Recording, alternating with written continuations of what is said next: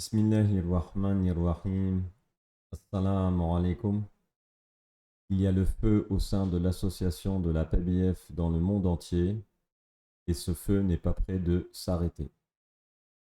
Alors, cette vidéo est un erratum de l'épisode 5 que j'ai fait il y a 2 jours, soit le 18 novembre 2023, et nous sommes aujourd'hui le 20 novembre 2023.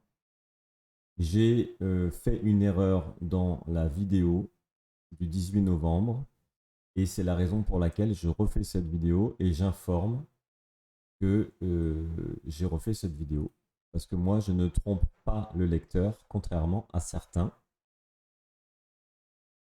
L'erreur dans la vidéo que j'avais fait précédente, c'était la couverture du Mukhtasar original du savant yéménite dont le nom est Sulamou et-Tawfiq, qui était erronée.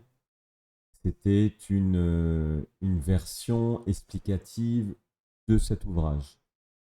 Et donc, le vrai ouvrage officiel du Mukhtasar, donc de ce savant yéménite, sur Internet en tout cas, je ne l'ai pas trouvé.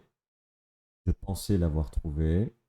Donc là, j'ai récupéré, comme on dit, une maten d'une partie explicative de Mukhtasar, mais le sujet reste le même, le contenu de ma vidéo reste exactement la même. Donc c'est juste l'erratum sur la capture de l'ouvrage du Mukhtasar dont je vais parler. Alors dans cette vidéo, on va parler de ce que vous voyez là, donc les 12 points. Quelle est l'histoire véritable du Cheikh Abdullah? Où est la preuve extérieure à l'association que le Cheikh Abdullah est un savant et le sultan des savants? Pourquoi certains documents ont-ils été cachés volontairement? Pourquoi la source du livre Mukhtasar yéménite a-t-elle été cachée durant 13 ans? 5. Pourquoi vouloir attribuer le péché quel qu'il soit au prophète? 6. Pourquoi Cheikh Abdullah Hadi Bousseta a rectifié sa vidéo sur YouTube Les attributs des prophètes? 7. Pourquoi trafiquer et découper des informations, récits et ouvrages sans jamais le mentionner? 8. Le Cheikh Abdullah a abrogé une masala quelques mois avant sa mort, qui a semé la panique intersidérale. 9. Peut-on vendre le cheveu d'un prophète? 10. Où vont les fonds versés à l'AICP ou la PBF dans le monde entier? 11. Les Wahhabites sont-ils une secte? Et enfin 12. Les Habash sont-ils une secte? Ok, donc on va commencer tout de suite avec l'histoire véritable du Cheikh Abdullah. Alors, déjà, la première erreur que j'ai faite et que nous avons beaucoup été à avoir fait, c'est que logiquement, quand on intègre une école, un institut, un organisme, logiquement, on ne doit pas y aller les yeux fermés. On doit se renseigner administrativement de l'établissement de cette organisation, institut. Et puis ensuite, on doit quand même faire des recherches sur le fondateur de cet institut. C'est une erreur que j'ai faite. Parce que aujourd'hui, après 18 années d'expérience au sein de l'association APBF en France, eh bien, je m'aperçois que il n'y a aucune preuve que le fondateur de la PBF, donc le Cheikh Abdullah al-Habashi al-Hariri, a été un grand savant, a mené des conférences dans le monde entier, a été, soi-disant, le sultan des walis qui aurait revivifié l'islam. Par contre, il y a des gens qui sont allés justement faire ce travail de chercher exactement toute l'histoire, toute la genèse du cher Abdullah al-Habashi al-Hariri. Et donc, ils sont partis au début, ça veut dire en Éthiopie, là où est né le cher Abdullah al-Habashi, dans la ville de Harar. Bon, ils ont effectivement découvert que c'était un enfant qui avait beaucoup de facultés dans l'apprentissage de l'islam, qui aimait l'islam et qui a donc tout naturellement, comme toute personne qui est passionnée par ce qu'il fait dans la vie, cherche à se perfectionner, à apprendre plus pour aller encore plus haut et plus haut et plus haut. Et donc, dans la religion en général, eh ben, les étudiants, les imams, les mouftis, les chers, appelez comme vous voulez, les apprenants, eh bien, c'est logique qu'ils se déplacent de pays en pays, d'université en université, pour apprendre toujours plus et toujours plus. Parce qu'il y a de la science partout, et la science ne s'arrête jamais, car, comme vous le savez, l'islam, c'est une science, et qui dit science, dit énormément de connaissances. Et donc, il est un devoir d'apprendre par transmission orale de personnes de confiance via une chaîne ininterrompue jusque notre prophète Muhammad sallallahu alayhi wa sallam. Donc le cher Abdullah, il est parti de l'Éthiopie pour aller apprendre en Syrie, à Damas, dans une université qui est très connue islamique, comme il y en a également en Égypte, au Caire, en tout cas pour les principales. Il aurait étudié à peu près, on va dire 7 années. Mais là où les frères ont été surpris, c'est qu'ils ont appris qu'il a été expulsé de Al-Azhar, il a été expulsé de l'université de Damas, islamique, et également du pays, carrément. Donc je ne sais pas quand même si vous vous rendez compte de cette information qu'on nous a bien cachée de nous dire. Alors pourquoi est-ce qu'il a été expulsé après ces nombreuses années à apprendre au sein de l'université de Damas? Eh bien, c'est parce qu'il commençait à rendre fou les gens avec son takfirisme. Ça veut dire quoi le takfirisme? Ce sont des personnes qui ont une obsession de jurisprudence très poussée, très avancée dans le kufr. Donc, si tu fais ça, c'est du kufr. Si tu penses comme ça, c'est du kufr. Si tu as dit ça, c'est du kufr, etc. Donc ensuite, il est parti, il a migré au Liban. Alors, au Liban, bon, c'est un peu compliqué, difficile de trouver beaucoup d'informations, en tout cas viables.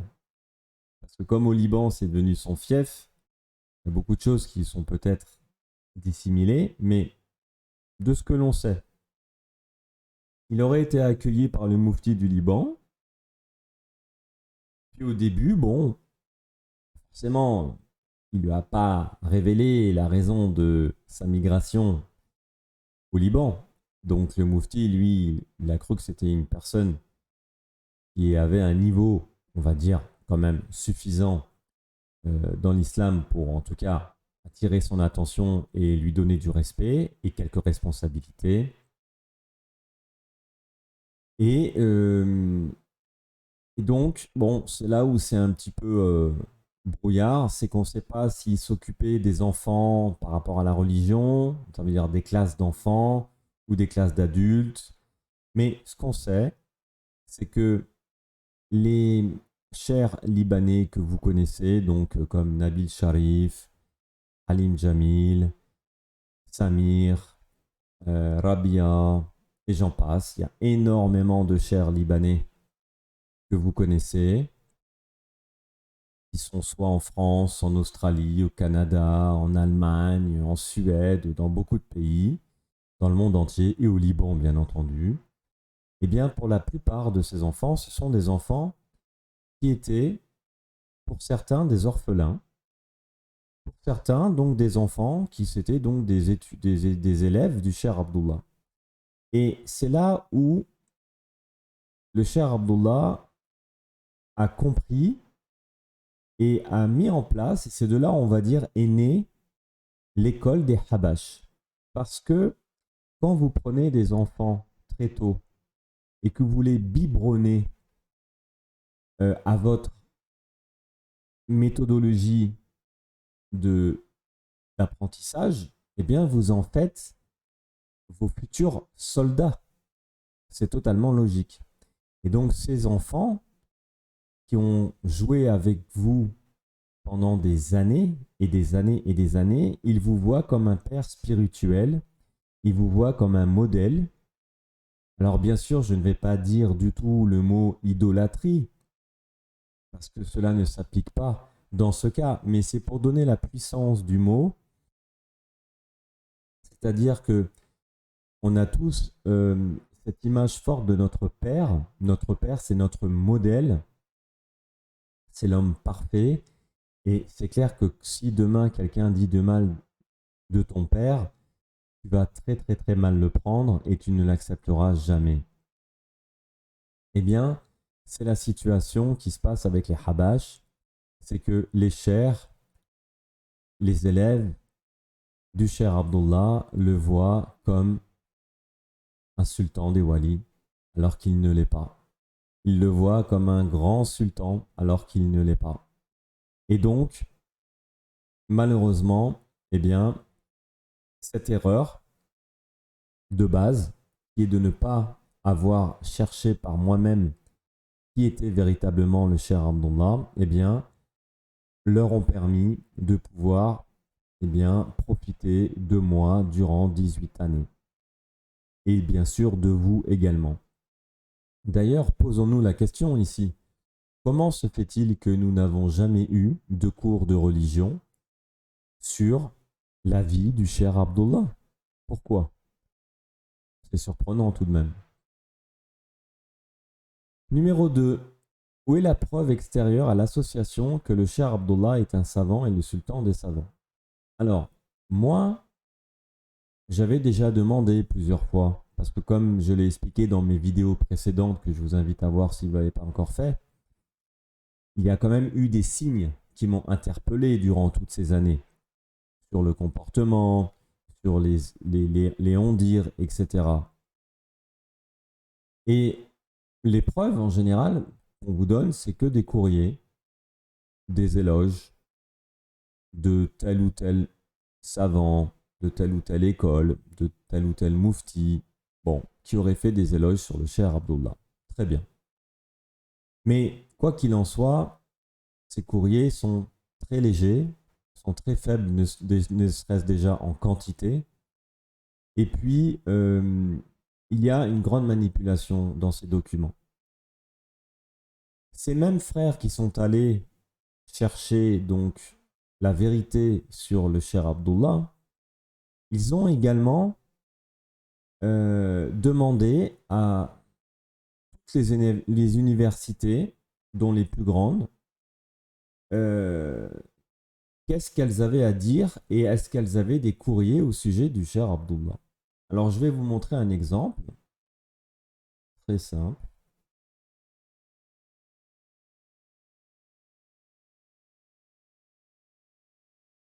Voyez-vous ici, c'est un courrier de l'université de Al-Azhar en Égypte qui met en garde les ouvrages et l'association du cher Abdullah al-Habashi al-Hariri.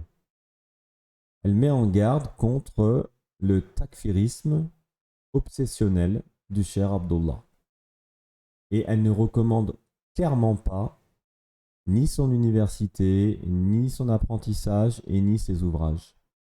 Pourtant, ce courrier, on ne nous l'a jamais montré.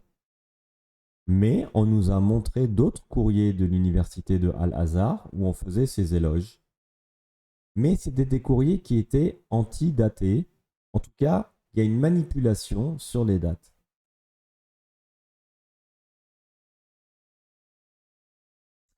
Je vais m'expliquer. Comme vous le savez, il y a toujours des étapes dans la vie d'un homme. que ce soit, là on parle d'un homme qui donc a appris la science, il y a des étapes. Au début, on a un bon niveau. En tout cas, on donne un exemple. Au début, on peut avoir un bon niveau. Puis ce bon niveau progresse. Donc, on va dire que cette période-là, si quelqu'un t'écoute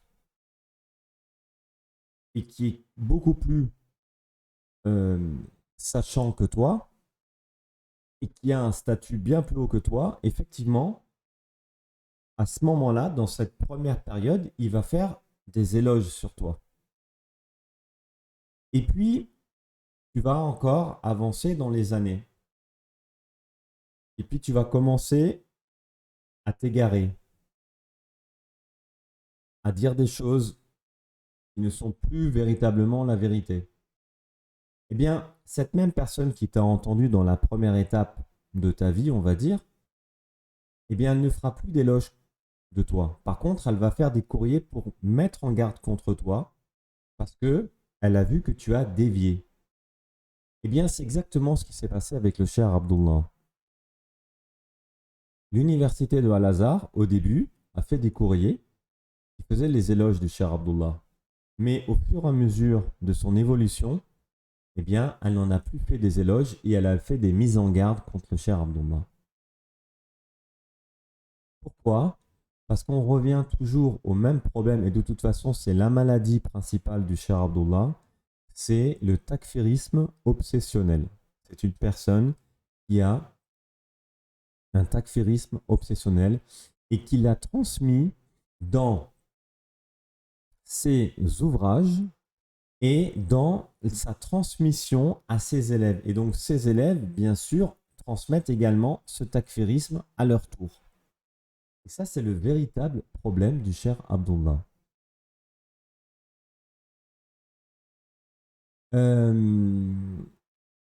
Donc, c'est facile de montrer des documents qui t'arrangent à tes élèves, donc moi en l'occurrence, mais c'est malhonnête de en cacher d'autres. Alors, si jamais tu vas taper à la porte d'un enseignant et que tu lui poses la question pourquoi tu m'as caché ça, eh bien, leur réponse, soit elle va être totalement malhonnête en disant on t'a rien caché du tout, soit si toi tu sors le deuxième papier, tu dis ah oui, mais tu sais, parce qu'en fait, le dirigeant de Al-Azhar, maintenant, c'est lui le problème. Il a changé depuis. Il n'est plus viable. Il n'est plus bon, voilà. Il est plus fiable. Il n'est plus fiable. Il fait partie des frères musulmans, donc il est égaré. Voilà. C'est tout le temps la même réponse avec les enseignants de la PBIF ou de l'AICP.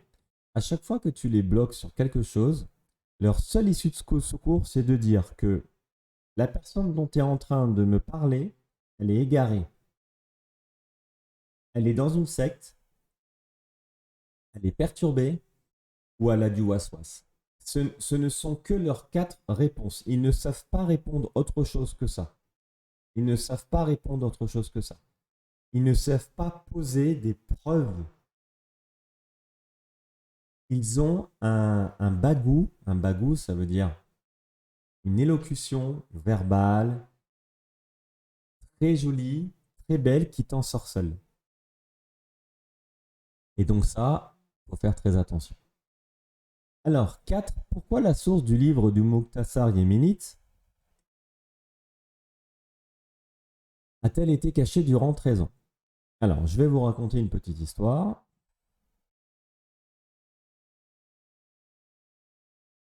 Durant les 13 premières années de la sortie du Mukhtasar, soi-disant édité, écrit par le cher Abdullah al-Habashi, donc il n'y avait dans ces ouvrages, ces livres, aucune source d'un auteur de quelle qu'elle soit. Donc durant les 13 premières années d'impression du Mukhtasar au sein de l'AICP, le cher Abdullah faisait croire que c'était lui qui en était l'auteur total. Et comme je l'ai dit dans mes vidéos précédentes, le Mukhtasar, c'est vraiment un trésor absolu. Et c'est grâce à ça que l'association APBF et AICP arrive à maintenir ses élèves, ses adeptes. C'est grâce à ça. S'il n'y aurait pas le Mukhtasar, je vous assure que l'association, elle tomberait en moins de 3 jours. Et ça, ils le savent très bien. Mais regardez bien la supercherie.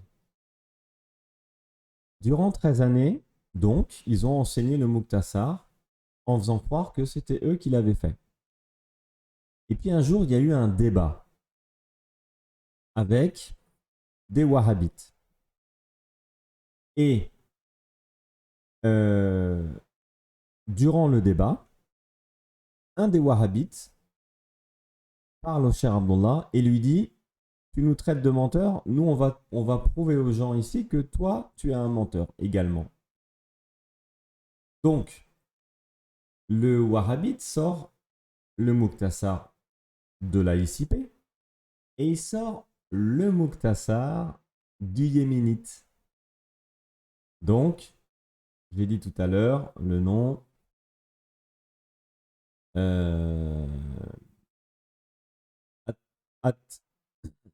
Saluma Salamu et Taoufik. Donc, je le mets.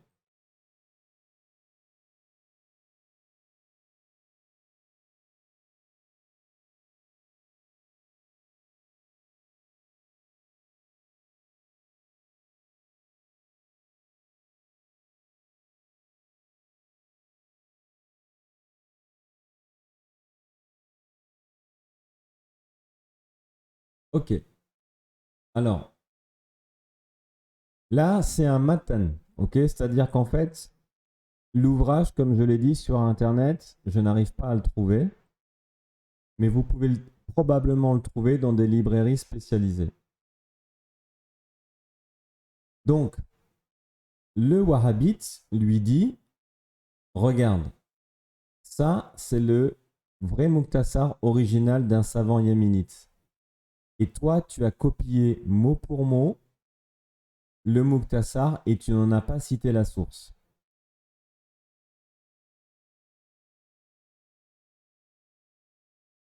Donc,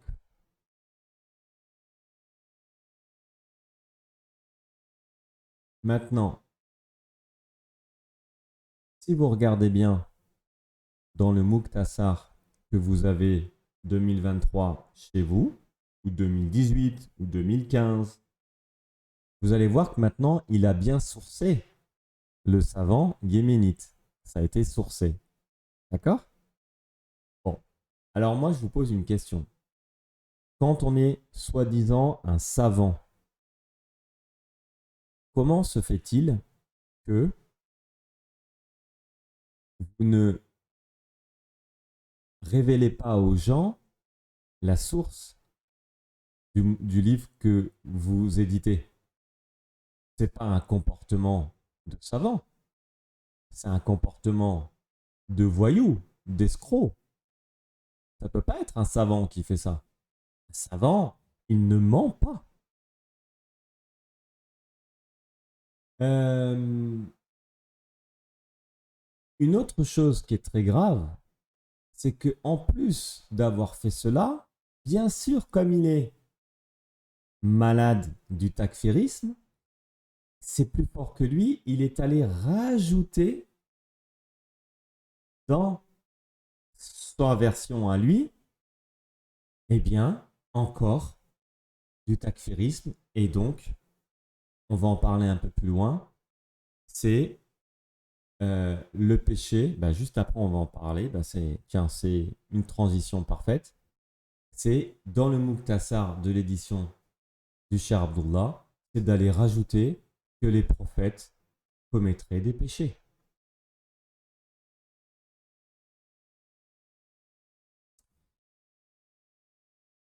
Alors,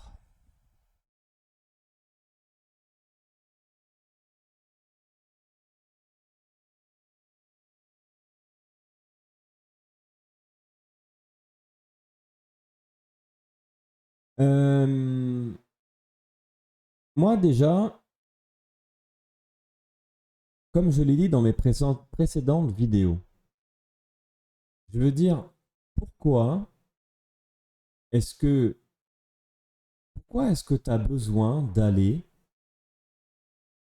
Moi, j'ai toujours remarqué dans les cours qu'on nous donne, il y a toujours besoin d'aller à un moment dans des sujets qui n'ont pas véritablement besoin d'être traités. Pourquoi on aurait besoin d'aller traiter le sujet des péchés sur les prophètes? Je veux dire, il y a tellement de choses à apprendre dans l'islam. Le Muqtasar, c'est justement ce qui te permet de pouvoir protéger ta foi et de pouvoir te garantir de mourir musulman. D'ailleurs, c'est la raison pour laquelle c'est un trésor. Et puis ensuite, tu peux décortiquer le Muqtasar et en faire chaque point des sujets, des cours, des ouvrages, etc. Mais lui, non, c'est plus fort que lui.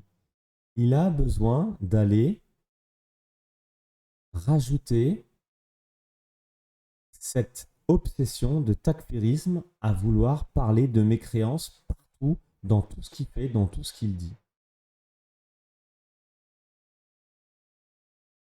Donc ça, c'est clairement un grand problème. Et ensuite, je vous ai mis sous cette vidéo des preuves. Donc, pareil, les mêmes frères qui sont allés faire tout ce parcours de recherche sur le Cher Abdullah, etc., ils sont allés également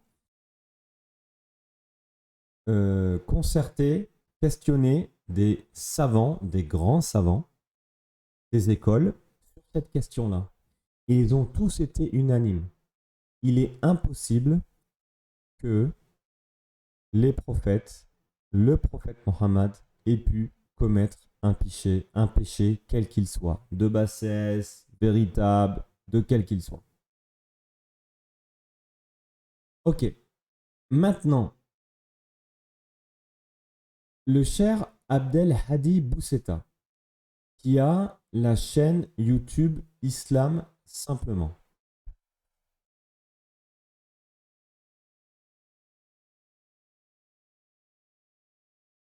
Donc, la chaîne YouTube Simplement, l'Islam Simplement, c'est une chaîne qui appartient à un élève du cher Abdullah al-Habashi al-Hariri. Et dans sa vidéo qui s'appelle Les attributs des prophètes, il avait, parce que cette vidéo est sortie il y a quelques mois, il avait, bien sûr, comme il a appris à la PBF, il retransmet ce qu'il a appris de la PBF. D'ailleurs, point très, très étonnant, comment se fait-il qu'il ne met nulle part qu'il a pris des cours de la PBF? Moi, j'écoutais ses cours sur YouTube et il faisait souvent des cours en live avec des questions-réponses. D'ailleurs, je trouvais que le format était très intéressant. Mais ce qui est surprenant, c'est qu'à chaque fois que les gens demandent mais qui es-tu? Où as-tu appris? Jamais il va dire la PBF, jamais il va dire la ICP, jamais il va dire Habashi, jamais il va dire... Voilà. Il se cache derrière le madhab shafi'ite. Voilà. Eh bien, dans cette vidéo, ce qui s'est passé, c'est que il y a donc quelques mois, c'est très récent de cela, depuis qu'il y a le feu à la PBF, eh bien, il est allé retirer la partie où il disait et il avait écrit que les prophètes pouvaient commettre des péchés.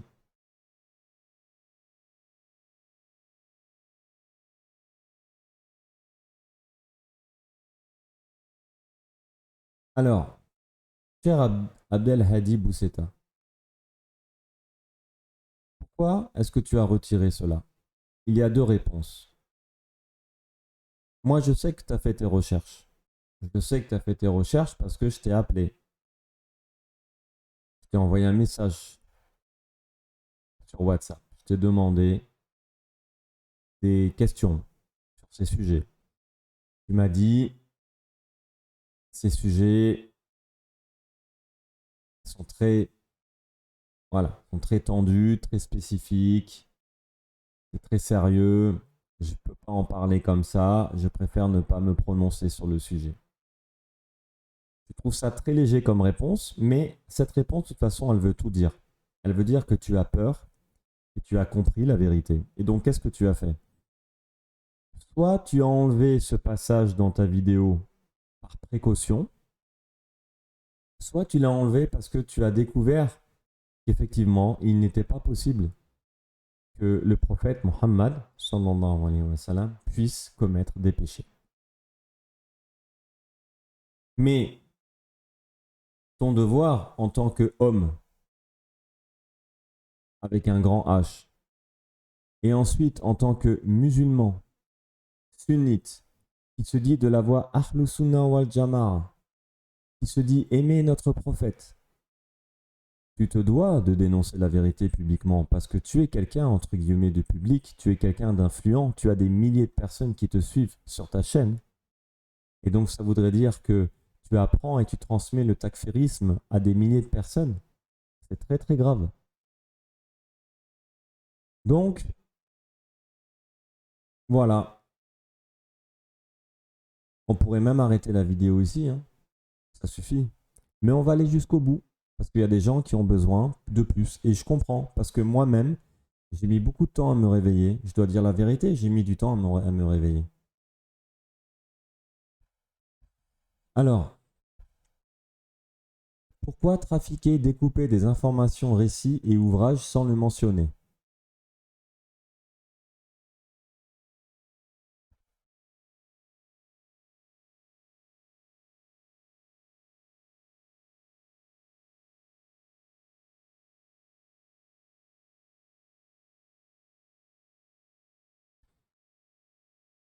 On en revient à la même histoire, c'est que le cher Abdullah al-Habashi al-Harari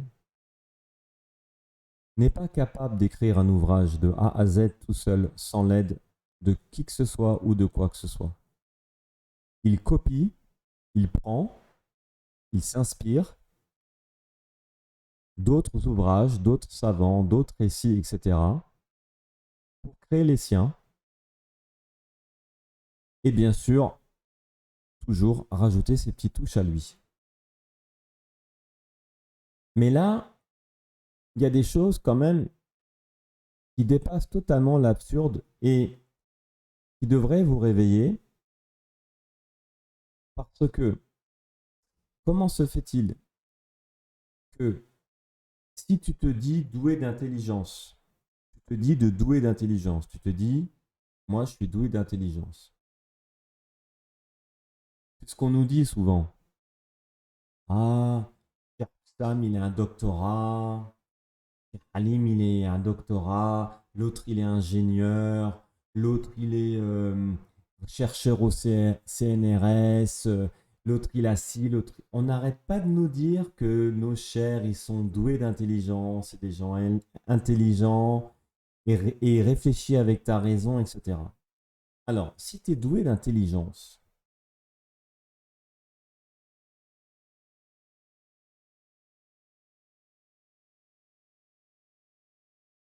si tu es doué d'intelligence, pourquoi tu découpes des passages? Pourquoi tu prends des morceaux, reconstituer un ouvrage sans prévenir le lecteur? Parce que quelqu'un qui est doué d'intelligence, il se dit, attends, si un jour un lecteur va aller plus loin, parce que il faut que vous compreniez comment le feu a démarré à l'association. Le feu, il a démarré de la façon très naturelle. On a dit tout à l'heure que toute personne qui veut devenir meilleur, qu'est-ce qu'il fait? Il va apprendre dans une université et une fois qu'il a pris des années dans cette université, il va dans une autre université. C'est comme ça, tous les grands savants, c'est comme ça qu'ils ont appris. Ils ne sont pas restés dans une seule université à s'enfermer, à écouter, à rester. Non. Tu vas apprendre du madhab, du madhab, du madhab, du madhab, du madhab. N'est-ce pas? Donc, d'ailleurs, c'est ce qu'on vous empêche de faire à l'association. Réfléchissez un peu. Hein. Ah, ne va pas, dehors, il y a des loups, hein, ils vont te manger. Hein. Ah, si tu pars, tu vas te faire bouffer. Tu vas t'égarer. Eh bien, il s'est passé qu'il y a des frères qui sont venus apprendre dans l'association de la PBF, mais qui étaient très très forts, qui voulaient apprendre encore plus loin. Donc, ils ont pris ce qu'il y avait à apprendre à la PBF, ils sont allés apprendre plus loin, plus haut, ailleurs. Et c'est là où ils ont dit, mais attends, il y a un... Parce que nous, à la PBF, on nous avait montré un ouvrage, et puis on, on retrouve les mêmes récits, les mêmes morceaux, mais ils ont été découpés, etc. Et c'est de là que ces gens-là ont découvert que le cher Abdullah, il avait falsifié, découpé. Alors quand tu es doué d'intelligence, pourquoi tu vas découper des papiers, des récits, etc., d'ouvrages, sans mentionner le lecteur? Parce que si tu mentionnes le lecteur, tu mets une petite étoile en bas de la page et tu dis, voilà, moi j'ai découpé ça parce que je pense que ceci, parce que ceci. Bref, tu expliques, tu annonces, tu préviens le lecteur. Comme ça, tu évites que le lecteur se pose des questions le jour où il découvre que ce morceau appartient à un autre ouvrage, mais il a été découpé, etc., sorti d'un contexte, etc. Donc tu n'es pas doué d'intelligence. Tu es très loin, très très loin de l'intelligence. Tu es un manipulateur. Voilà ce que tu es quand tu fais cela. Et j'ai discuté avec un enseignant de la PBF. Je lui ai posé la question sur ce sujet. Vous savez ce qu'il m'a répondu? Il m'a dit, mais Adi, dans l'islam, on a le droit de copier. On a le droit de copier dans l'islam, c'est pas interdit. Ok, je comprends ta réponse. Ça veut dire que s'il y a un t-shirt Nike qui me plaît, je fais de la contrefaçon. Nike ne peut pas m'attaquer juridiquement dans leur loi parce que la copie n'est pas reconnue en islam. Je comprends ta réponse. Par contre, toi, tu fais soit semblant de ne pas répondre, soit tu n'es pas du tout doué d'intelligence en me répondant de cette manière-là. Parce que ce que tu veux me faire comprendre, c'est qu'en fait, on a le droit dans l'islam d'aller prendre des morceaux des ouvrages, des récits des gens, et prendre ce qui me plaît, et puis en faire toute une page. C'est illogique de faire ça. Et donc, ma réponse a été de lui dire, ok, alors regarde, aux 20h30 à la télé, quand le grand journal veut encore une fois calomnier sur les musulmans et qui vont ils vont récupérer une interview d'une heure d'un imam qui a bien parlé sur les musulmans, sans haine, sans rien, et qui vont aller juste prendre une seule phrase à un moment d'un autre sujet qui est ce qu'on appelle sorti de son contexte pour le passer à la télé devant tout le monde en disant hey, regardez ce qu'il a dit lui. Ça, il a le droit de le faire, c'est normal. Si on va dans ta logique, c'est normal. Voilà. Donc, faites très très attention parce que ces gens-là sont vraiment malades. Ils sont malades. Ils sont dans une bulle. Ils sont dans une matrix. Ils sont lobotomisés du cerveau et ils trouveront toujours une réponse à vos objections, à vos interrogations. Je vais vous donner un autre exemple. Hein. Par exemple, on a souvent entendu, on n'arrête pas d'entendre de toute façon des règles totalement absurdes au sein de la PBF, et on va en prendre une, c'est celle de demander à un chrétien dont tu sais qu'il est chrétien, donc tu sais ce qu'il va répondre à l'avance. Est-ce que tu es chrétien? Lui va te répondre oui, je suis chrétien, ou en tout cas, quelle est ta religion? Lui va te répondre bah, ma religion, c'est que je suis chrétien. Et donc, tu sortirais de l'islam. Ça veut dire que, parce que tu sais par avance, il va dire cela. Ok, bon, alors comme tu es super doué d'intelligence, moi je vais te poser une question. Quand tu organises un débat avec un wahhabite, tu sais qu'il va dire de la mécréance. Alors, tu deviens mécréant ou pas là du coup? Bah, la réponse de l'enseignant, ça a été de ah non, non, mais là c'est pas pareil. Là c'est pas pareil. Ah, là c'est pas pareil. Vachement doué d'intelligence. J'espère en tout cas vraiment que vous allez vous réveiller au maximum et que les enseignants de l'association demanderont pardon. Pour ceux qui savent très bien ce qu'ils font, eh bien, demandez vraiment pardon. Pour ceux qui ne le savent pas, réveillez-vous parce que vous êtes vraiment en train de contribuer à une supercherie qui est très grande, très importante et qui n'est pas digne d'un musulman honnête, responsable et véridique. Alors, et bon, et toujours dans cette... on va continuer. Donc, le point 7, donc le point 8, maintenant, le Cheikh Abdullah a abrogé une masala quelques mois avant sa mort. Alors, ça, c'est la bombe intersidérale au sein de l'AICP. Ce qu'il faut savoir, c'est que le Cheikh Abdullah, il y a de très longues années, comme d'habitude, il fout le bordel complet dans la tête des gens avec son takfirisme.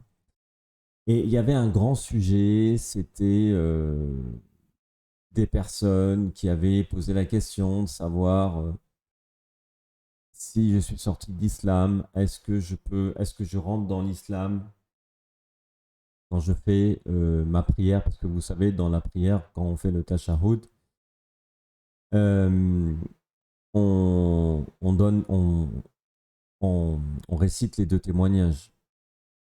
Et donc, la question avait été posée, est-ce que le fait de réciter les deux témoignages dans le tashahhud refait revenir une personne à l'islam qui en serait sortie? Bon, après, le sujet, il est très complexe de toute manière.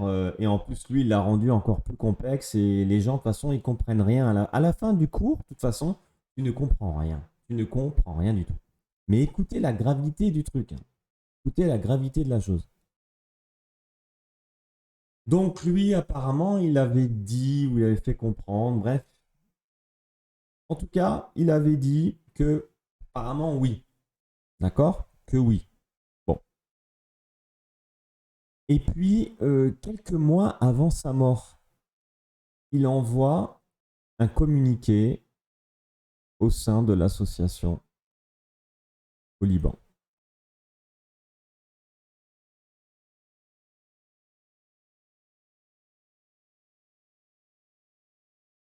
Alors, vous voyez ça, c'est un courrier qui fait 2 pages. C'est un courrier qui fait 2 pages, recto verso.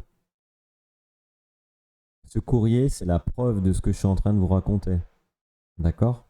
C'est une preuve. Donc, si maintenant vous ne voulez pas croire aux preuves, eh bien, allez demander ce courrier vous-même. Demandez le courrier vous-même. Parce que vous ne pouvez pas nier des preuves. Il faut vraiment que vous compreniez ça. Alors, qu'est-ce qu'il a fait le cher Abdullah quelques mois avant sa mort? Il a dit, je me suis trompé sur, sur la masala que j'avais donnée concernant les deux témoignages. Il faut faire retémoigner tout le monde. Il faut faire retémoigner tout le monde. Est-ce que vous imaginez la panique que ça a créé au sein de l'association? Il y a des gens qui sont devenus complètement dingos. J'ai même entendu qu'il y aurait eu des suicides. Ils ont fait, ils ont refait des mariages par dizaines, centaines au Liban. Il y a des gens, ils étaient en panique. Il y a des gens qui ont quitté l'association à cause de ça. Il y a des gens qui sont devenus dingos. Ils se sont dit, mais alors attends, nos enfants qu'on a eu entre-temps, si on n'était pas musulmans, bref, le mec, il rend dingue tout le monde. Waswas, waswas, waswas, takfirisme obsessionnel. C'est ça les Habash. C'est ça l'association du Cher Abdullah. C'est ça qu'il a créé. Vous comprenez? C'est important. Pourquoi je fais cette vidéo? Pourquoi j'ai fait cette série de 5 vidéos sur YouTube? Je vous l'ai dit, pendant 18 ans, j'ai pris sur moi. J'ai toujours cru que effectivement, le problème des Habash, c'était le comportement de certaines personnes et que la religion, elle était saine. Leur apprentissage était saine. Donc, j'ai pris sur moi. Je me suis dit, ok, je fais abstraction des gens, du comportement des gens, parce que ce qui nous enseigne, c'est correct. Ça a été avant. Mais quand, en 2023, j'ai vu ce que je suis en train de vous montrer, j'ai entendu ce que je suis en train de vous montrer, ça veut dire des preuves de falsification sur la religion et de manipulation grâce à la religion, eh bien là, il y a une ligne rouge qui a été franchie. Et cette ligne rouge qui est franchie, elle est trop grave. Et à partir de là, c'est terminé. Moi, bien sûr que je me désavoue totalement des Habash, mais aussi, je dois les dénoncer. Parce que vous vous êtes bien foutu de ma gueule. Et ça, je ne peux pas l'accepter. Et donc, je parle, je dénonce. Il y a des gens qui ont découvert tout ça, que je connais, mais ils ont gardé le silence. Et je ne leur jette pas la pierre. Chacun est comme il est. Donc, ils ont gardé le silence. Il y en a, ils ont pris la distance. Moi, je fais des vidéos parce que moi, je me sens de dénoncer et aussi de contribuer aux autres alerteurs qui ont quitté et qui ont, entre guillemets, un peu plus de courage de faire également aussi des vidéos sur YouTube parce que c'est aussi un peu grâce à eux que je me suis réveillé. Et c'est grâce souvent aux alerteurs qu'on découvre la vérité. D'accord? On peut parler d'autres sujets politiques, etc. Vous voyez bien que dans le monde, la majorité des vérités qui émergent, c'est grâce à des alerteurs isolés, mais qui se multiplient et qui, grâce à leurs actions et leur non-silence, alertent les gens et nous montrent la vérité. Parce que les médias mainstream, ils nous cachent la vérité. Eh bien, c'est la même chose ici. D'accord? Et je suis triste. Je suis très, très triste. Je suis triste, je suis fâché contre moi-même parce qu'ils se sont vraiment moqués de moi. Je vais rester poli. J'ai pris sur moi en pensant et tout, mais parce qu'en fait, il y a vraiment un travail psychologique de leur part qui est énorme. Et il y a une méthodologie qu'ils ont grâce au Mukhtasar qu'ils ont falsifié. Parce que dans mes autres vidéos, quand je parlais moi du Mukhtasar, en fait, dans mon cœur, parce que dans les autres vidéos, je savais déjà que le Mukhtasar avait été falsifié, puisque je l'ai appris en 2023. Donc moi, je ne faisais pas référence au Mukhtasar de l'association. Quand je dis que le Mukhtasar, c'est le cœur, c'est un moteur très fort, que c'est une vérité, que c'est un trésor, je le pense toujours, mais pas celui du Cher Abdullah, celui du vrai auteur yéménite, dont le Cher Abdullah a repris quasiment toute son ouvrage. C'est pour ça qu'il est encore, malgré il ait été déformé et qu'il est allé rajouter du takfirisme à l'intérieur, il y a encore de la substance, on va dire, mais comprenez bien mon sujet sur le Mukhtasar. Ne lisez plus le Mukhtasar de l'association de la PBF. Cherchez le Mukhtasar original. Et faites attention de ne pas penser que le prophète ait fait des péchés véritables ou des péchés de bassesse qui comportent pas de bassesse, etc. De toute façon, pourquoi tu as besoin de penser à ça?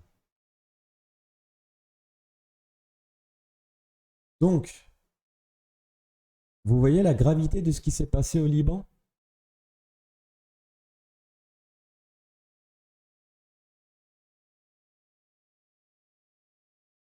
Alors, il y a des gens, ils me font rigoler. Ouais, mais ça, c'est faux, ça, c'est faux, ça, c'est faux. Ah, de toute façon, si t'as pas envie de croire, t'as pas envie de croire, hein. Mais alors ne dis pas que tu as vu ou que tu as des preuves, parce que tu n'en as pas en fait. Parce que nous, on t'amène des preuves, toi, tu dis non, c'est faux. Ça suffit pas. Ou alors, il y en a d'autres qui me font rigoler. Ouais, mais tu sais quoi, en fait, je suis allé voir mon enseignant, mon Arif. Je suis allé voir mon Arif. Je suis allé voir mon enseignant. Et je lui ai posé des questions. Je lui ai demandé, je lui ai posé tout ça. Il m'a dit. Et puis, il m'a convaincu, en fait. Moi, il m'a convaincu. J'ai ma réponse. Il m'a convaincu. Ouais. Donc, en fait, s'il y a un meurtrier qui est attrapé par la police, le juge, il va voir le meurtrier, il convainc le juge, et le juge, il dit, bon, bah, il est non coupable, moi, il m'a convaincu. C'est comme ça, la justice?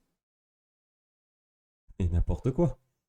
Un juge, il doit écouter le meurtrier, il doit écouter le plaignant, le défendant, les témoins, les enquêteurs, et à partir de là, ben,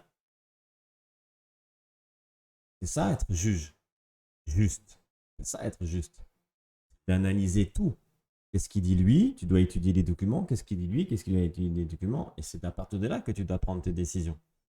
Si tu vas te refaire laver le cerveau par des habashis, ah, c'est clair que tu vas y rester encore 40 ans dans cette association. Euh, alors, bah, bien sûr, hein, un des plus grands takfiristes vivants de l'association en top 1, ben, c'est le cher Nabil Sharif. Alors lui, toutes les 3 minutes, du kufur, kufur, kufur, hein. C'est un truc de dingue. Donc il faut faire vraiment très très très très attention. Lui, il est très très très très très dangereux. Alors lui, si tu apprends des cours chez lui en permanence, tu deviens fou à l'ouest-ouest. De toute manière, en fait, ce qu'il faut comprendre,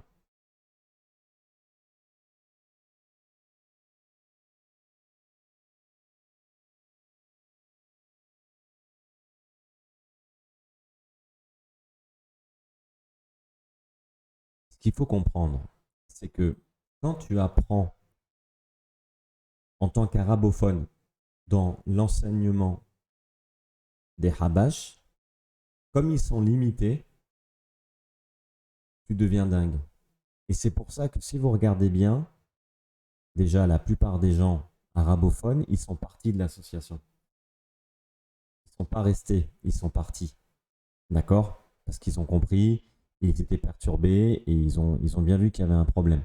Ceux qui sont restés, si vous regardez bien, mentalement, ils sont dérangés. Ils ont un vrai problème. Mentalement, ils sont dérangés. Et de toute façon, tu le vois même après dans le comportement avec leurs femmes, leurs enfants, etc. Je vous invite vraiment à aller voir. Je vais vous mettre une vidéo. Je vais vous mettre tous les sources, etc. Je vous mets tout sous la vidéo. Et allez voir le témoignage d'un frère de Toulouse sur le comportement de certains chers et enseignants chez nous. C'est atroce. C'est vraiment des gens qui sont malades, hein. Ils sont très malades. Alors, ben, comme je l'ai dit, hein, cher Halim, Jamil Halim, bah, c'est un enfant, c'est un élève du cher Abdullah. Donc lui, c'est clair que pour lui, son cher, c'est le sultan des Wali. Le cher Samir, n'en parlons même pas. Et il suffit de regarder, d'étudier ce qu'ils disent, vous verrez bien que en fait, vous devenez totalement malade. Vous devenez totalement malade et il n'y a que du waswas, et du waswas, et du waswas, et du waswas qui va vous perturber.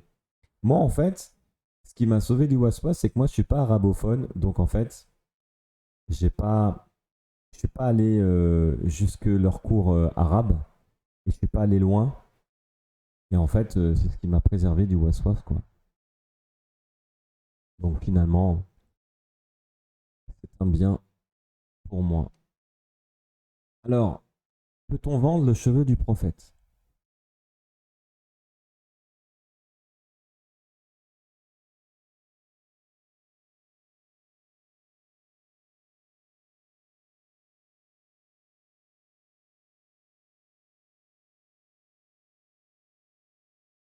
Je le remets une deuxième fois, pour ceux qui n'auraient pas compris. Alors, moi, en 18 ans, c'est clair que le cheveu du prophète, c'est non-stop, quoi, dans l'association. C'est non-stop. Le cheveu du prophète, dans l'association, c'est non-stop.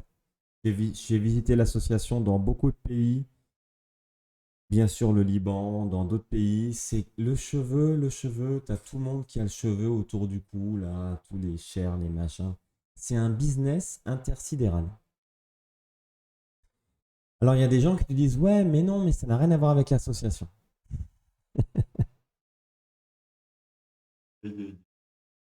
Ça n'a rien à voir avec l'association, a dit. C'est des gens. D'accord.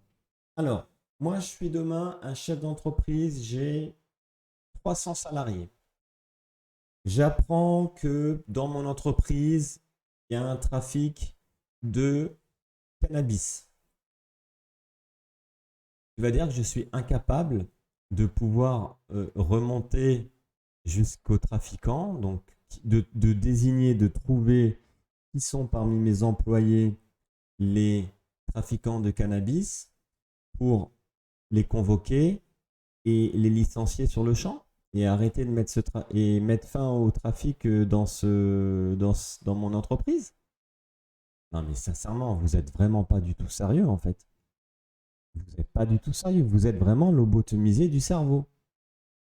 C'est le business des Habash, du cher Abdullah, du cher Houssam, de tous les chers. C'est les business de l'association de la PBF.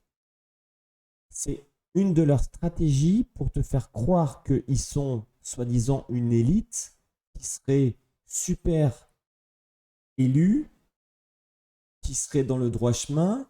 Et aussi, c'est le business de l'argent parce que c'est le moteur premier de cette association, c'est l'argent. L'argent. D'accord? Je vais vous raconter une histoire. Pareil, je mets la source sous la vidéo.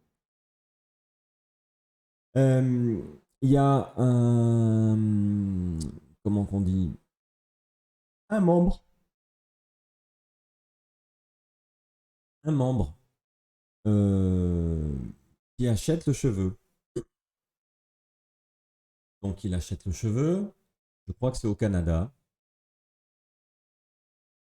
Très cher, hein, il l'achète de l'ordre de 12 000 euros, d'accord?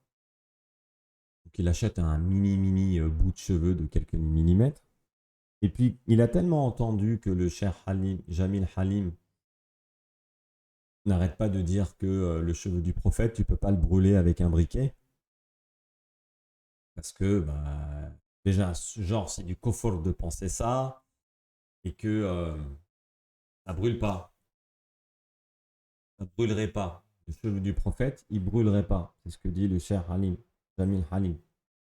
Qu'est-ce qu'il a fait, lui, une fois qu'il l'a acheté? Bah, il l'a brûlé pour s'assurer qu'il n'y avait pas de problème. Bon, moi, je l'aurais fait avant, hein, mais bon. Lui, il l'a fait après avoir donné l'argent. Bah, il a brûlé. Ah mince, qu'est-ce qu'on fait alors maintenant? Bah, il est parti au Liban, il est allé voir le fils du cher Halim Jamil Halim, qui s'appelle Mohamed Halim, je crois. Il y a le magasin là, juste en face de la mosquée. Où est enterré le cher Abdullah? D'ailleurs, Abdullah, il n'est pas enterré dans une mosquée, il est enterré dans un appartement. Pourquoi, quand tu es le sultan des Walis, tu es enterré dans un appartement? Moi, je suis résident en Turquie maintenant depuis plus de 3 ans. Les walis, les saints, ils ne sont pas dans des appartements, hein. Ils sont dans des cimetières ou dans, dans des mosquées, tu vois. Mais ils sont dans des lieux, certes, ok, certes protégés, fermés la nuit ou en tout cas gardés, mais, mais ils sont là pour qu'on puisse les visiter, non? Il me semble. Mais pas le cher Abdullah. Tiens, c'est bizarre. Euh, et donc il est allé voir le fils dans le magasin en face. Et il lui a dit, regarde, moi j'ai acheté un cheveu. Il a brûlé. Mais qu'est-ce qui s'est passé? Le fils, il a tapé un scandale en disant, ah, mais toi, tu viens ici pour nous calomnier, t'es un menteur, etc. Bref, le mec, il s'est fait incendier, il s'est fait éjecter de l'association. Donc ça, c'est la première chose. La deuxième chose, vous pensez pas, vous, que c'est une absurdité de vendre le cheveu de notre prophète bien-aimé? Mais pour moi, c'est identique à du trafic d'organes. D'où tu vas traficoter du cheveu, quoi. Mais ça va pas ou quoi?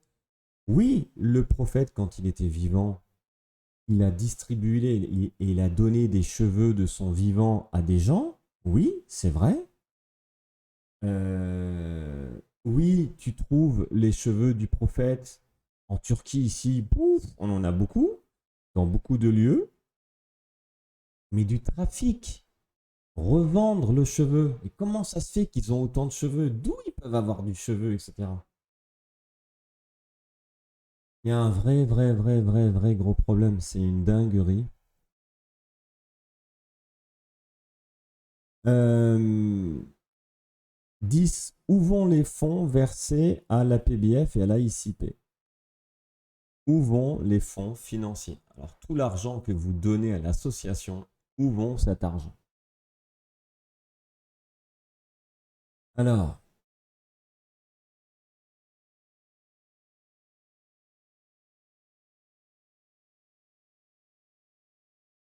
vous voyez,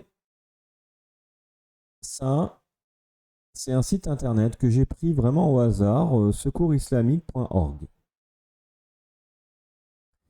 Alors, moi, me semble-t-il, alors peut-être que vous n'avez pas appris la même chose que moi, mais moi, j'ai appris dans la religion qu'il fallait aider les autres, il fallait donner. Et surtout, dans le Coran, c'est vraiment répété, je ne sais pas combien de fois, qu'il faut vraiment aider, respecter l'orphelin. Alors ici, on est donc sur un site que j'ai pris, qui est donc le secoursislamique.org. Alors déjà, qu'est-ce qu'on voit? Alors, nous sommes au mois de novembre 2023, donc vous savez tout ce qui se passe malheureusement en Palestine. Donc là, on voit bien que ils ont fait quand même un article sur la Palestine, parce que clairement, il y a plus de 10 000 morts, dont il paraît la majorité sont des enfants, des civils. C'est vraiment atroce tout ce qui est en train de se passer. Donc là, on voit bien que, bon, oui, je verse ma zakat, je peux venir en aide au Maroc, en Libye, au Sénégal, voilà, c'est insécurité alimentaire. Donc vous voyez, il y a quand même, il y a quand même plein de choses à faire. Donc là, c'est pour l'Aïd. Donc on peut donner de l'argent pour l'Aïd. Donc vous voyez, ça va en Liban, Palestine, Indonésie, Maroc, Pakistan, Tunisie, et j'en passe. On peut parrainer un orphelin. Bon, vous avez compris de toute façon l'idée. C'est quoi l'idée? C'est que moi, il y a un truc que je comprends pas là. En 18 ans, combien de projets nous a-t-on proposé de participer pour des causes caritatives, humanitaires, euh, des œuvres, voilà, je veux dire, des soutiens, d'intervention alimentaire. Moi, personnellement, zéro. Vous en avez vu, vous? Non, parce que je pense qu'il y a un problème là. Alors, je vais sur le site de la PBF, de l'association.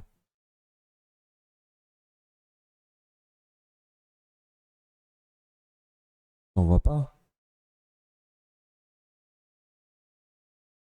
Ensuite, 2023, 18 novembre, le dernier post, c'est le 18 novembre 2023.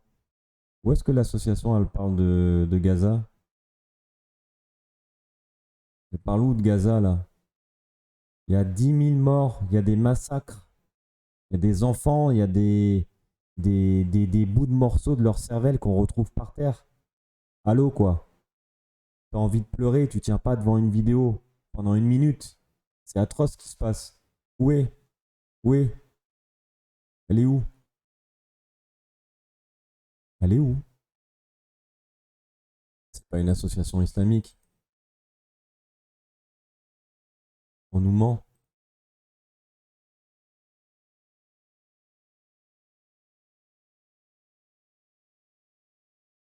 Et puis vous allez continuer à les défendre pour ceux qui sont encore dedans.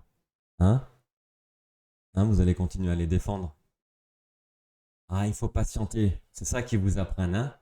Patiente, patiente, patiente. Continue à verser la cotisation. N'oublie pas, hein. Va vendre les calendriers. Et pour le reste, patiente. Et tu n'es pas doué d'intelligence. Tu n'as pas le niveau. Tu ne peux pas comprendre. Chut. Allez. Oui, maître. Oui, maître.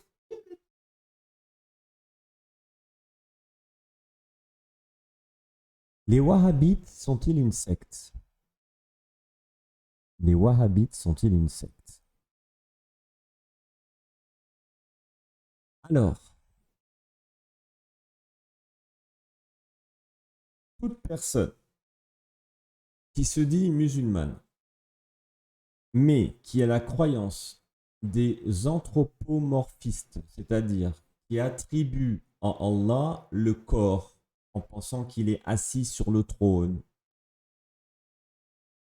ou qu'il aurait une main qui descend, ou que lui-même descendrait au deuxième ciel ou la nuit, eh bien, ces gens-là, ils sont comme les gens du livre, les chrétiens ou les juifs. Ça veut dire qu'en fait, ils ne croient pas en Dieu. D'accord? Donc, ils sont égarés et ils sont sortis de l'islam. Ça, c'est euh, la croyance, du moins, pardon, ça, c'est la, bismillah. C'est la parole des savants. Je vais y arriver. Donc, la parole des grands savants sunnites. Je répète, Shafi'ite, Hanafite, Malikite, Hanbalite. Pour moi, ces 4 savants sont les garants de l'islam sunnite. Et ces 4 savants sont unanimes pour dire que Allah n'est pas un corps. Et que quoi que tu imagines dans ton esprit, Dieu en est différent. Sorti de certains versets du Coran, qui veut dire qu'en fait, Dieu n'est pas un corps. Et tu ne peux pas et tu n'as pas le droit d'attribuer les caractéristiques des humains à Dieu. Donc, Allah n'est pas assis sur le trône. D'accord? Allah ne s'est pas établi sur le trône. Ok?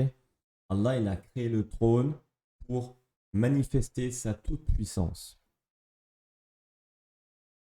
Euh, donc, les Wahhabites, qui sont à la base un groupe qui a été infiltré par on remonte dans l'histoire par les Anglais pour aller justement contrôler d'une certaine manière l'Arabie Saoudite, sont totalement égarés, et ceux qui pensent que je viens d'expliquer, donc qui font partie des anthropomorphistes, eh bien, ne sont plus musulmans. D'accord? Donc, ils ne sont plus musulmans. Donc, les wahhabites, c'est une secte, mais quand je dis secte, là, parce qu'il y a plusieurs terminologies du mot secte, et après, tout dépend de comment tu assimiles le mot secte. Donc, la majorité des wahhabites qui sont anthropomorphistes sont sortis de l'islam. Donc, ils sont une secte, mais vraiment dans la pire de sa dénomination. Ça veut dire qu'ils sont dangereux pour ta croyance. C'est-à-dire que si tu suis des savants qui auraient été soi-disant des wahhabites, etc., c'est très dangereux pour toi. Parce qu'il y en a beaucoup qui ont dévié, etc. Bon. Donc, comment les wahhabites arrivent à propager leur poison d'anthropomorphistes dans le monde entier? C'est parce que comme ils ont les pétrodollars, hein, n'oubliez pas que wahhabites, donc famille Al Saoud en Arabie Saoudite, malgré que apparemment le nouveau Ben Salman, ça aurait changé avec lui, apparemment. Mais moi, je ne suis pas sur place pour connaître tous les détails.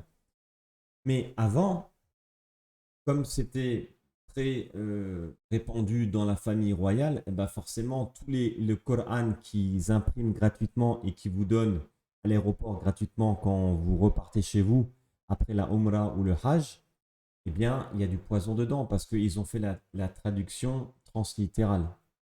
Donc, je vais vous donner un exemple du problème des Wahhabites. Le problème des Wahhabites, c'est que lui, il lit des versets ou des sourates et il les fait traduction mot à mot. Il est traduit mot à mot. Il les interprète. Exemple. Hier, je devais rencontrer Abdullah à 5 heures de l'après-midi et il m'a posé un lapin. Bon, si tu prends la translittération directe de cette phrase, tu vas me dire, ah, il y avait un lapin à 17 heures hier, à ton rendez-vous? Ben non, il n'y avait pas de lapin.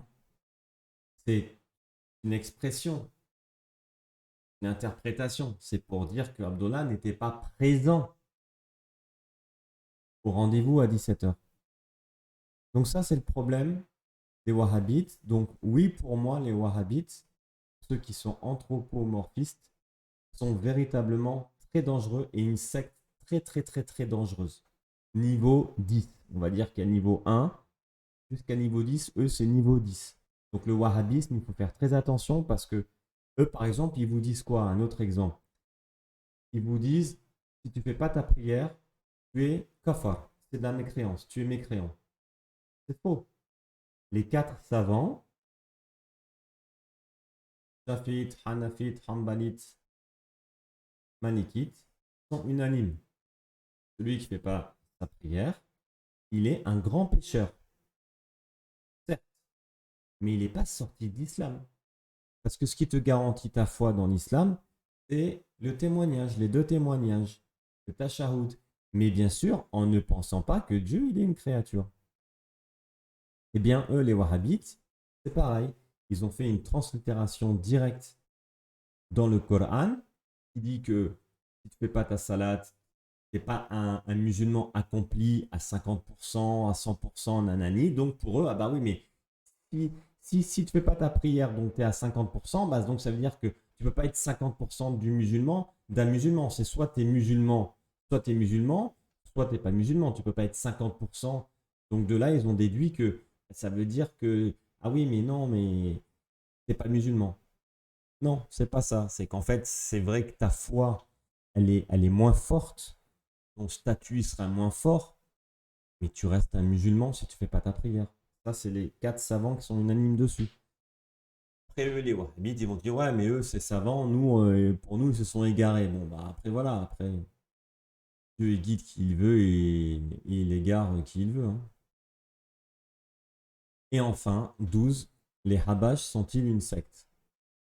Donc, Habashi, AICP, APBF sont-ils une secte? Alors,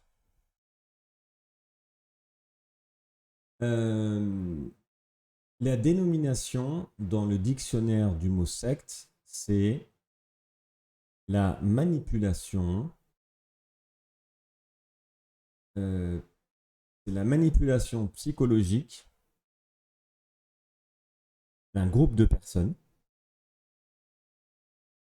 par une idéologie qui peut être politique, religieuse, quelle qu'elle soit, d'accord, à des fins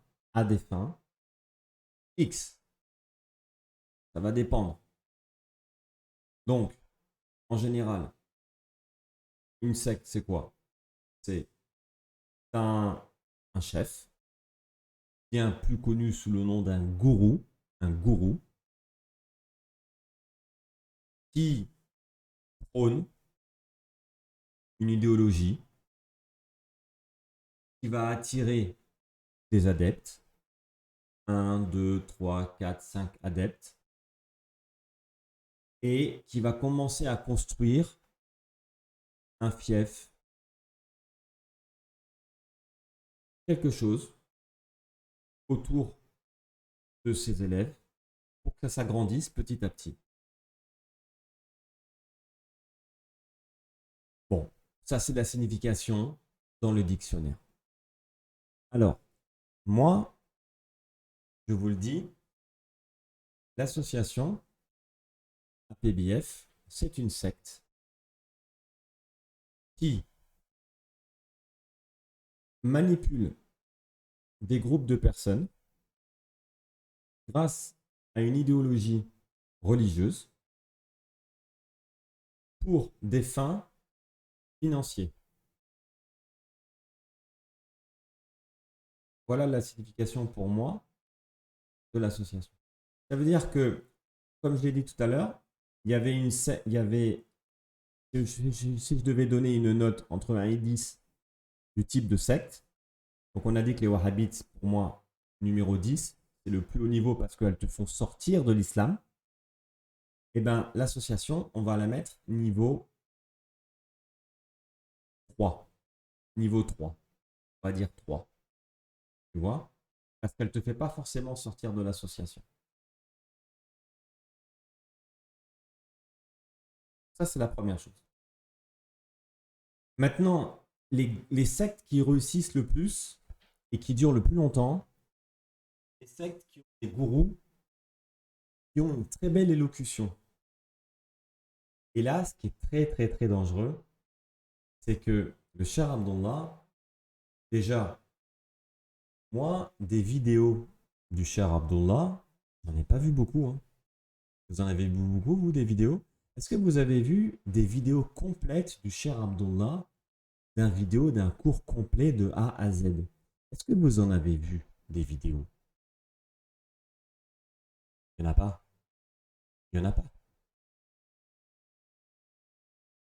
Alors, par contre, les élèves du cher Abdullah, donc ses enfants, Halim Jalim, Nabil Sharif, Samir, etc., Mouafak, l'autre, le cher là, qui est en Suisse, là. Bon, eux, ils ont des belles élocutions. Ils ont des belles élocutions. Et comme ils ont des belles élocutions, comme ils présentent bien, eh bien, ça marche vachement bien, l'histoire de la secte. Vous comprenez? C'est plus facile. Parce que toi, tu vois une personne qui a une belle élocution, c'est normal, tu vas lui faire plus confiance. Vous savez, un homme que vous connaissez tous qui a une très belle élocution et qui a égaré des milliers de Français Avec Ramadan. Avec Ramadan, il a une excellente élocution. Excellente élocution. Et à cause de ça, eh bien, il a égaré énormément de gens. Vous comprenez? Donc ça, c'est vraiment très important de comprendre ça.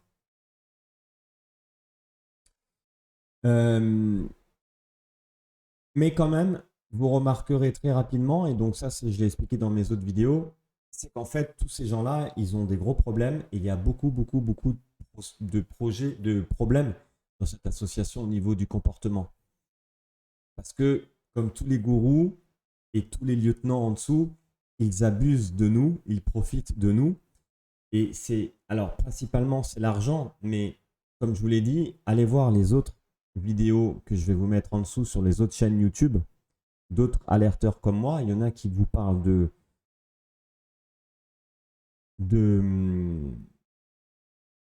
de trafic, de manigance entre les femmes mariées, les femmes divorcées, et les trafics et les contrats de mariage, etc. C'est un bordel sans nom, hein. Donc, vous voyez, ça, on le retrouve beaucoup dans les sectes, hein. On utilise beaucoup les gens, on les manipule au niveau psychologique, on leur fait peur. Nous, on n'arrête pas de nous faire peur, hein. Tu peux pas aller, on te fait peur, hein, ne va pas en dehors de l'association parce que on va te bouffer, hein. C'est trop dangereux, tu vas être perdu, hein, tu vas tomber dans la mécréance, hein. C'est pas possible, tu peux pas faire ça, tu es complètement dingue, mais tu es fou, reste ici, fais-nous confiance. Fais-nous confiance. Fais-nous confiance.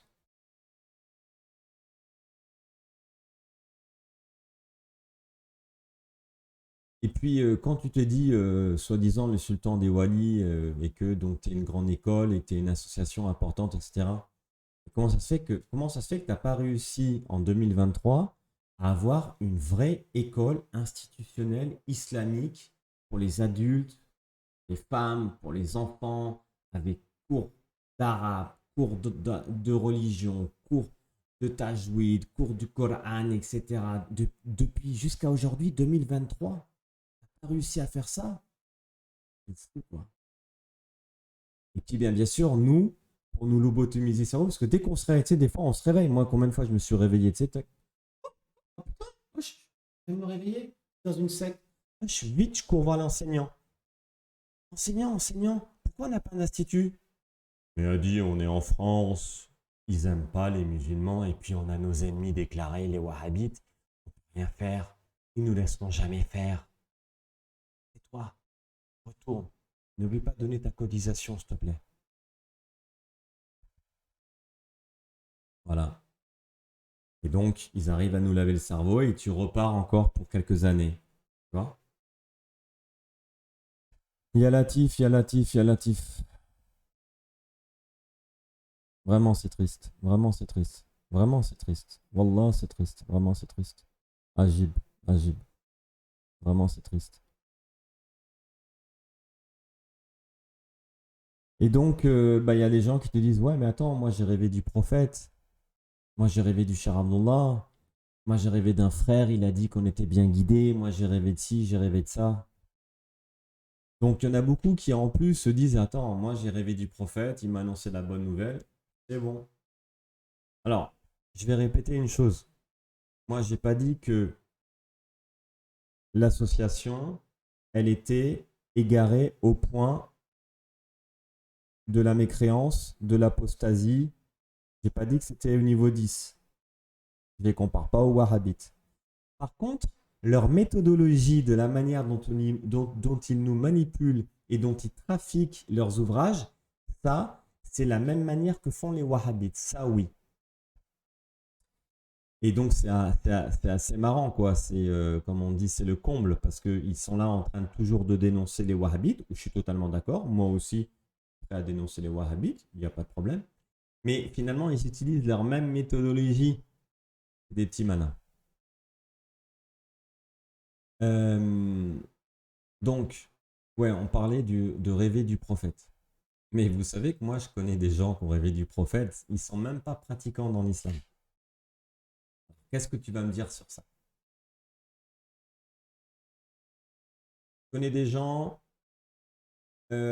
qui ont rêvé du prophète après être sortis de l'association? Tu vas me répondre à ça. Je connais des gens qui sont sortis de l'association, qui ont rêvé du prophète et qui lui ont dit, dont le prophète lui a dit d'aller mettre en garde ou d'aller prévenir telle personne. Donc, c'est juste pour dire que les rêves, c'est trop compliqué. Il y a des gens qui pensent avoir rêvé du prophète, ils n'ont pas rêvé de lui. Il y a des gens qui ont tellement envie de rêver du prophète, ils ont rêvé du prophète. Qu'ils ont cru avoir rêvé du prophète. Il y a des gens qui ont réellement rêvé du prophète, oui. Mais ça veut dire quoi? Ça veut dire que, j'ai rêvé du prophète, alors ça veut dire que je dois continuer les gens, que je dois continuer l'association à me voler mon argent, à manipuler des écrits, des ouvrages. Non, tu peux pas faire ça. Tu peux pas faire ça. Tu peux pas. Où va l'argent? Je vais vous montrer où elle va où l'argent, moi.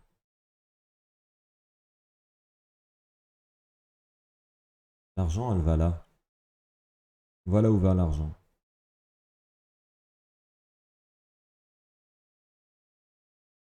En plus, cette photo, elle parle d'elle-même en fait. Il n'y a aucun commentaire à donner là-dessus. Cette photo, elle illustre exactement ce que c'est un gourou. Voilà, et ses adeptes. Voilà.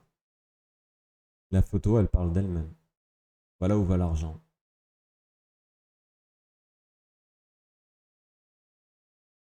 Alors que l'argent, principalement, elle doit aller là. Elle doit aider ses enfants, ses femmes, ses peuples.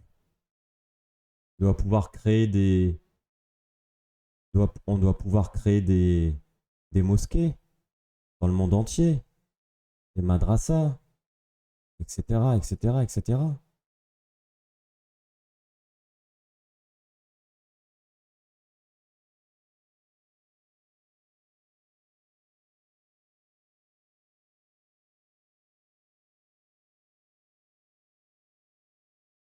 Jamais, jamais l'association elle nous a proposé des projets comme ça. Jamais elle a mis ça en œuvre. En tout cas, elle l'a jamais dit officiellement. Jamais l'association elle a pris part pour Gaza, pour la Palestine, pour les Ouïghours, pour quelque cause que ce soit. Jamais, jamais, jamais, jamais, jamais. Jamais, jamais. Vraiment, vous devez vous poser des questions. Cette association, elle nous ment. C'est une secte. Vous devez en sortir absolument.